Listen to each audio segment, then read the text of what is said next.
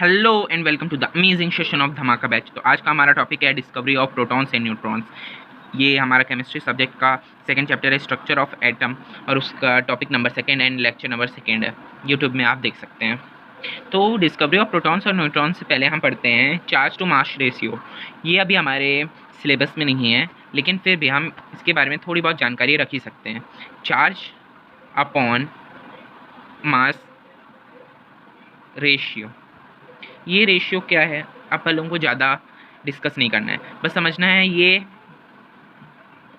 ना ही नेचर पे डिपेंड करता है। किसके नेचर पे? गैस के नेचर पे डिपेंड नहीं करता है। और ना ही जो इलेक्ट्रोड का मटेरियल है, जो हमने थिन इलेक्ट्रॉन की प्लेट ली थी, और वो इस पे भी डिपेंड नहीं करता है।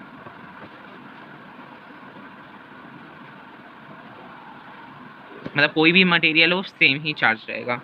इसको हम ऐसे लिखते हैं, चार्ज को हम ई से लिख के डिनोट करते हैं, मास को हम स्मॉल m से डिनोट करते हैं, और इसका टोटल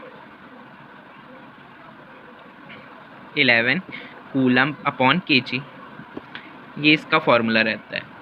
बस आपको ज़्यादा ध्यान नहीं देना है, बस इसी को याद करना है। एक और चीज़ समझना है,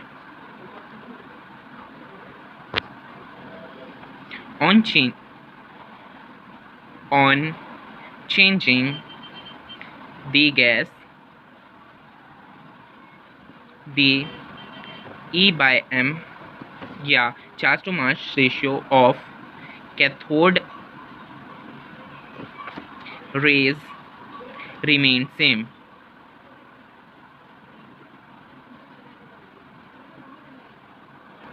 अब हम आ जाते हैं अपने टॉपिक पे, discovery of protons and neutrons. तो क्या था कि मॉडिफाइड कैथोड रे बनाई गई, उसको मॉडिफाई किया गया। तो क्या हो रहा था कि इस साइड नेगेटिव चार्ज रख लिया हम, और इस साइड पॉजिटिव।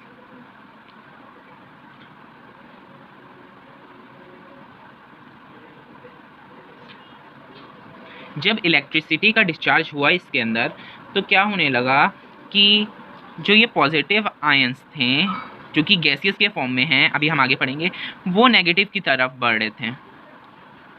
मतलब उस समय हमने देखा था लास्ट लेक्चर में कि जो नेगेटिव था वो पॉजिटिव की तरफ बढ़ रहा था। मतलब जो कैथोड रे की तरफ वो नहीं बढ़ पा रहा था, वो एनोड की तरफ बढ़ रहा था, क्योंकि नेगेटिव से पॉजिटिव अट्रैक्ट होता है। तो इससे समझ में आता है नेगेटिव और पॉजिटिव जब अट्रैक्ट हो रहे हैं तो सामने वाला जो चार्ज है वो नेगेटिव है। इसी तरह दूसरा जो चार्ज था, वो जो पॉजिटिव था, वो क्या हुआ, यहाँ पर जाके हिट करने लग गया। तो यहाँ से क्या निकलने लगे, कलर्ड रेज निकलने लग गए। क्या निकलने लगे? Coloured rays. क्या हुआ, ये वाला एनोड था, मतलब पॉजिटिव टर्मिनल, और ये नेगेटिव टर्मिनल। यहाँ से जब ऊपर से इसका प्रेशर भी बहुत कम दिया गया, इसको प्रेशर लेस। कितना प्रेशर? लगभग 10⁻⁻1 mm। तो जब यहाँ पर एकदम मिनिमम प्रेशर में छोड़ा गया, तो ये पॉजिटिव आयंस जो थे वो जाके कैथोड में जाके स्ट्राइक करने लगे, लड़ने लग गए। तो फिर जब लड़े तो फिर कलर्ड रेज निकलने लग गई फ्रॉम एनोड टू कैथोड।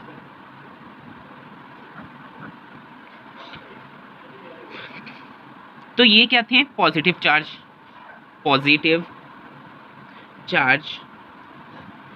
तो इसी को अगर हम इंग्लिश में समझना चाहें तो क्या बोल सकते हैं? Electrical discharge carried out in the modified cathode ray tube led to the discovery of particles carrying positive charge, also known as canal rays. क्या बोल सकते हैं हम? Canal rays. अब आगे हम इसकी कैरेक्टरिस्टिक्स देख लेते हैं।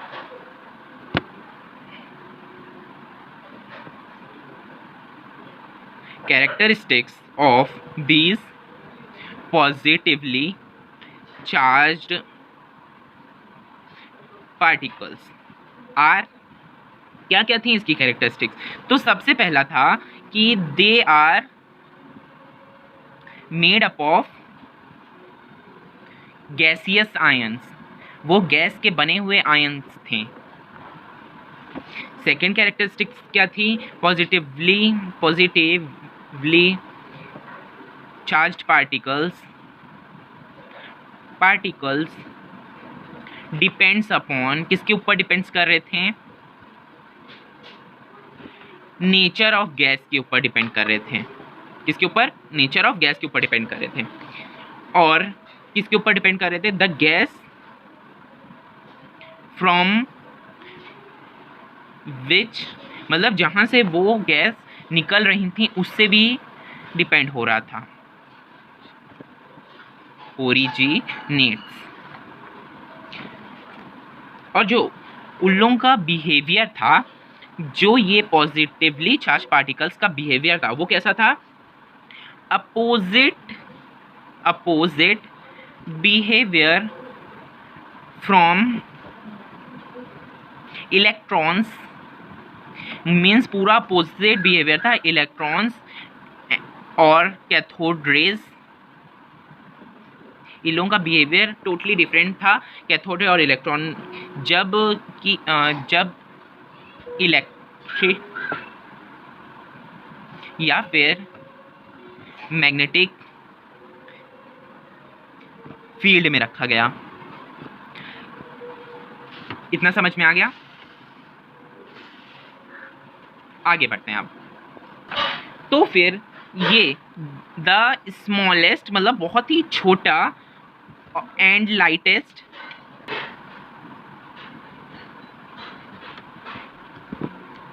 पॉजिटिव आयन वॉज ऑब्टेन, तब हमको मिल गया।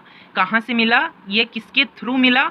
हाइड्रोजन एटम के थ्रू मिला। किससे मिला? हाइड्रोजन के थ्रू मिला। और उसको क्या कहा गया? प्रोटॉन। क्या कहा गया? प्रोटॉन। और ये द पॉजिटिव, ये हमको कब पता चला? इन ईयर, कौन से ईयर में? इन ईयर 1919। ये एक्सपेरिमेंट जो था किन्होंने करवाया, या फिर किन के थ्रू पता चला? ई गोल्डस्टीन के थ्रू पता चला। आगे चल के क्या हुआ कि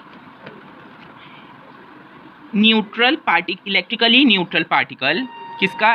इलेक्ट्रिकली न्यूट्रल पार्टिकल का भी फील होने लग गया कि एटम में 3 टाइप के कॉन्स्टिट्यूएंट्स हैं। फर्स्ट इलेक्ट्रॉन प्रूव हो गया, सेकंड प्रोटॉन प्रूव हो गया, और थर्ड जो था हमारा न्यूट्रल पार्टिकल जो था, इलेक्ट्रिकली न्यूट्रल पार्टिकल, वो भी कहीं ना कहीं फील होने लग गया था कि तीसरा भी पार्टिकल है। तो कैसे पता चला? By bombarding a thin sheet of beryllium by alpha particles। Neutral particle का कैसे फील होने लगा कि अल्फा पार्टिकल्स क्या किए, अभी हम आगे पढ़ेंगे। अल्फा पार्टिकल जो था वो थिन शीट ऑफ बेरिलियम पे बहुत ही स्ट्राइक करने लगा, बॉम्ब की तरह स्ट्राइक करने लगा। तब हमको पता चल गया, जैसे एकदम सेंटर के थ्रू बॉम्बार्ड करने लगे, मतलब सेंटर को ऐसे शायद छोड़ के, और एक जो आया वो रिवर्स कर गया। बेरिलियम जो था हमारा, बेरिलियम की थिन शीट में बॉम्बार्ड करने लगा। इससे हमको ये पता चल गया कि समथिंग इज इलेक्ट्रिकली न्यूट्रल। क्या? Something is electrically neutral. और ये भी पता चला उसका जो मास था वो स्लाइटली थोड़ा सा ग्रेटेड था जो प्रोटॉन से। क्या था? थोड़ा ग्रेटर था मास उसका प्रोटॉन से।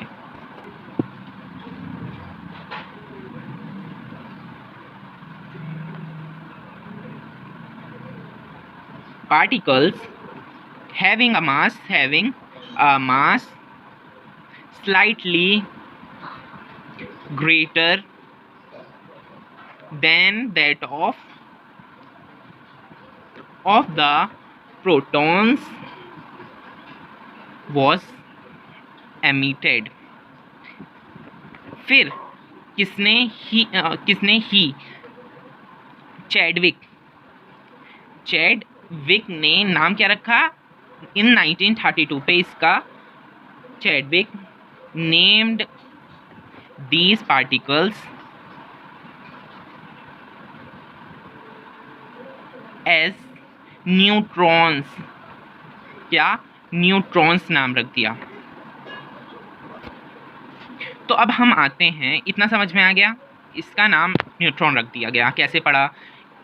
और फिर टेबल 2.1 जो कि एनसीईआरटी बुक में है, वो वेरी इंपॉर्टेंट है।